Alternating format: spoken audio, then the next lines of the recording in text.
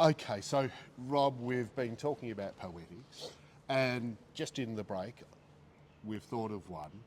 All accidents are preventable, Yeah. which, when you think about the scope of accidents in the world, this is a fairly Well, yes, it's another amazing. slogan that's been accepted in the risk and safety world. That's a complete myth. It's not true. No, accidents happen every day. Well, how many insurance companies in Australia make billions of dollars out of the fact that that statement's not true? And, you know, I love this, all accidents are preventable. Well, in that case, every time there's an accident, well, you could have prevented it. So it's actually a slogan that promotes blame. It is interesting that, again, the risk and safety world loves to go to science, technology, engineering and maths. They love this kind of quantitative world. But their language is the opposite. It's qualitative, sloganistic, poetic statements. And all accidents are preventable. Again, another lovely swinging meter. It's like poetry. All accidents are preventable. And that's why these things are catchy. It's like we could pull apart the poetry of T.S. Eliot and why it works, right? Or we could pull apart the poetry of hymns from the 15th century or the works of Shakespeare. And it's the same poetic stuff. And it's why these memes catch people. It's, you know, all accidents are preventable. So easy to roll off your tongue just to say that. Yet what's hidden in that is a worldview and an argument. And that's what happens with slogans is, and that's why probably, I mean, I think of two examples of some of the world's worst authoritarian governments and dictatorships.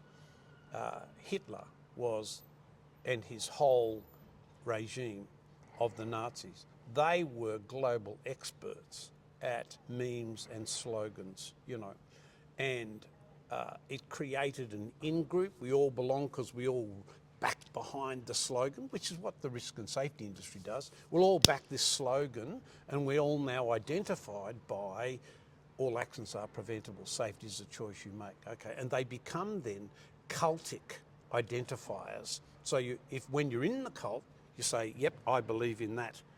It actually is not a belief. It's a slogan. It's a meme. There's no argument in that. It's a poetic. It's a subjective, nice little cute line. You could write a poem on it if you like. So, you know... Because if all accidents were preventable, safety wouldn't have a job. Yeah, correct. So we know that the argument doesn't stand up. Yeah, but it gives it's not an argument. Yeah. Yes, yeah.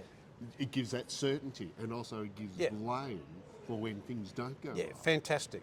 Yeah, it's like when Goebbels manufactured, and he was the champion of slogans. Very early social psychologists. Yeah.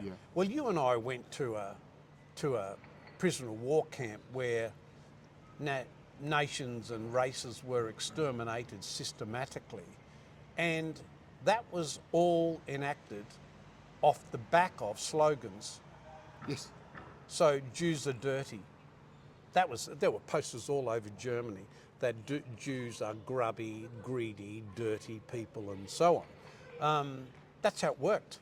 Yes. So once you've dehumanised someone through a poetic, it is then incredibly powerful compared to trying to give a definitive rational argument. Much, much more powerful to string out a poetic line. And that's why we buy Coca-Cola and we don't have to think we're putting toxic sugar into us, because Coke's the real thing. And that's how they work. It works like that. And so once that poetic's out there, that slogan, it is very powerful, and you can't deny it because it doesn't have any logic. Yeah, that's right. You can't refute it with logic. No, and it doesn't matter what large corporation has in its meme or its slogan or its poetic. The moment it's out there, it becomes identified with it. Like, you know, So the moment you identified an anchor to both the meme and the slogan, and there's usually an icon with it. There's usually a semiotic. Yeah. So McDonald's, for example, the golden arches, that kill it. You know, that's. It's got the symbol and a title for the yeah, symbol. correct. Yeah. And then the slogan anchors to it, and that's why it becomes powerful, because it hits you in all the senses that are not rational. See, most poetics are heartfelt and soul-felt. They're not brain-centric.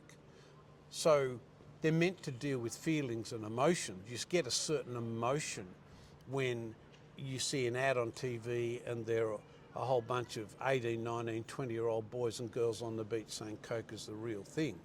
That is so powerful in marketing and propaganda.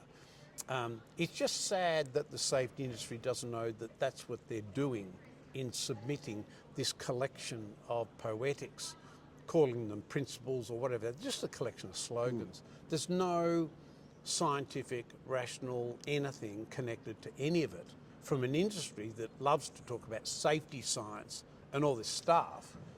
There's no safety science in this stuff. There's nothing scientific about it. It's poetics.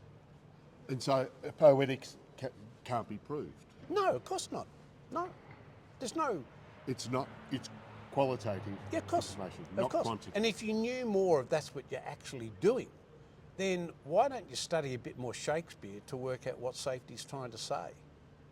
Or we're not going to go back to Shakespeare, or, you know. Yeah.